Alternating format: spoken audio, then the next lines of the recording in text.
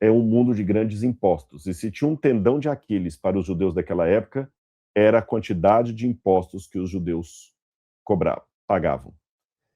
Imagina, então, Judas sendo criado numa família de agricultores ou pastores de ovelhas, Judas crescendo e vendo toda aquela opressão de Roma ali, e a cidade de Queriot, com certeza, é uma cidade muito prejudicada pela cobrança injusta de impostos a partir de Roma. Tanto é que eu vou mostrar para vocês aqui o quanto custava, eu coloquei no slide anterior a pergunta, vou repetir aqui, né? Vou botar aqui de novo. Quanto custava hoje, quanto um judeu pagava de impostos? Olha que curioso, está reclamando dos impostos de hoje? Olha na época. Quando a gente pega toda a legislação romana, papiros egípcios, até algumas informações também judaicas, nós descobrimos que havia vários tipos de impostos judaicos cobrados na Judeia. Aqui eu tenho 5 deles que nós conseguimos recapitular. Você tinha o tributum soli, que era uma espécie de IPTU, e você tinha um imposto sobre a terra, que podia aproximadamente valer 12% a 14% do valor da sua propriedade. Isso era pago anualmente, tá bom? Você tinha o anoma, que eram grãos requisitados pelo exército romano. 10% de tudo que você colhia tinha que ir para sustentar as milícias romanas. Imagina só, o exército romano estava tomando a sua cidade, eram os estrangeiros, e você ainda tinha que sustentar o soldado deles. A portória eram pedágios que você pagava nas estradas, nos portos, nas fronteiras. Mateus provavelmente cobrava a portória quando ele ficava ali no porto da cidade de Cafarnaum. Era de 2% a 5% de toda a mercadoria que você levasse. Então, hoje, você imagina só. O tributum capitis. O tributum capitis era por cabeça. Você não fala captata, cabeças, em latim? Em capital, a cabeça do país. Então, era um imposto por cabeça, ou seja, contava o pessoal da sua família e era um denário a cada ano por adulto.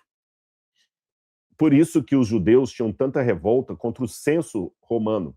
E Jesus nasceu numa época em que Augusto César mandou recensear a população, porque às vezes eles tinham criança igual o coelho, né? Nasciam muitos filhos, e às vezes não computavam para o governo, olha, agora minha família tem mais 5 filhos.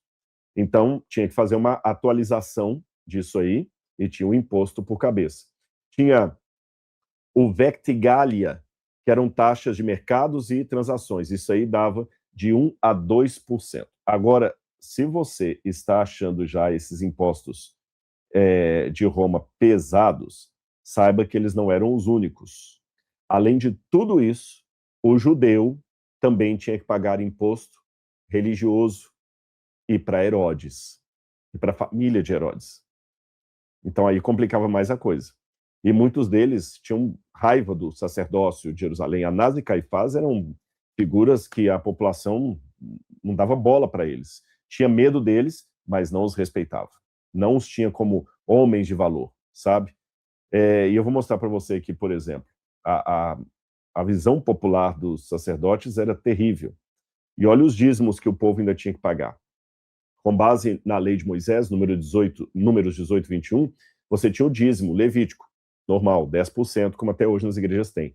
Mas o que pouca gente sabe é que havia também um segundo dízimo, também descrito ou previsto na lei de Moisés, Deuteronômio 14, 22 e 26, que era para gastos em Jerusalém nas festas religiosas. Então tinha o dízimo para manutenção dos levitas, 10%, um segundo dízimo, aí você já tem 20%, que era para os gastos de Jerusalém.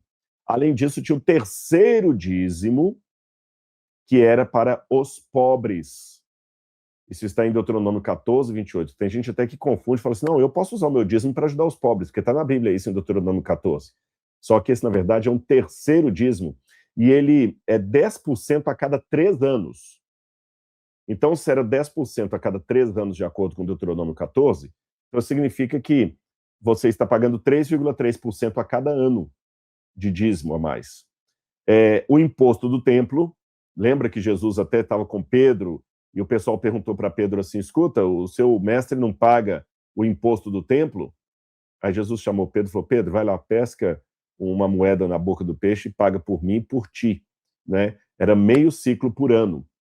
E você tinha também o imposto das primícias, o bicurim. E o bicurim era quando você tinha os primeiros frutos da sua colheita, você já tinha que pagar, tirar uma parte daquilo para o templo.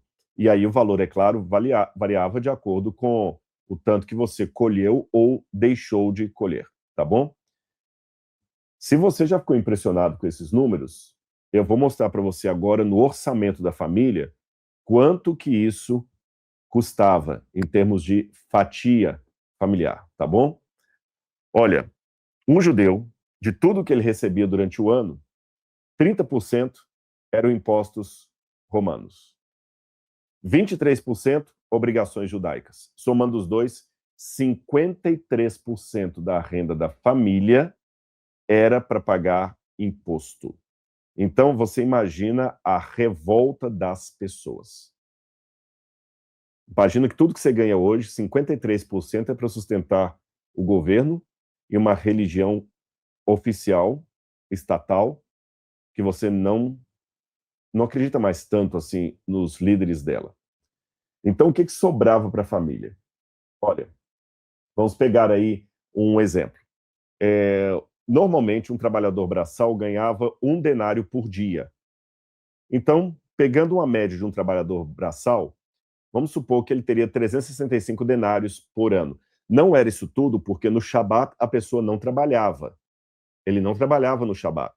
Então, estou desconsiderando o Shabat, estou montando aqui, só para facilitar a conta, que ele ganhasse 365 denários por ano, que é o preço de um dia de trabalho.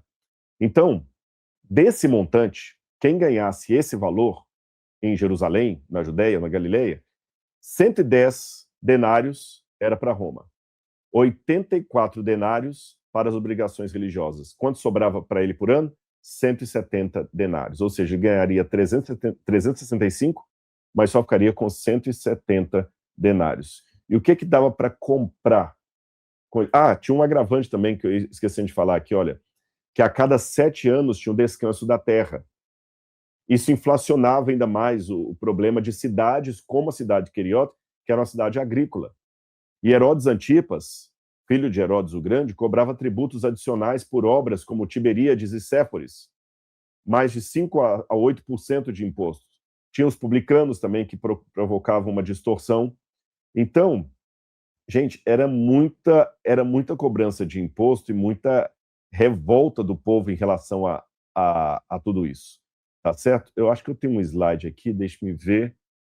Bom, eu queria mostrar, não sei se é o slide anterior. Esse aqui é só o sistema de arrendamento fiscal. É lógico que, nessa situação toda, você imagina que o povo estava em busca de um libertador. E, nesse contexto, a esperança messiânica era a esperança de alguém que livrasse o povo dessa atrocidade dos impostos de Roma, da corrupção do templo.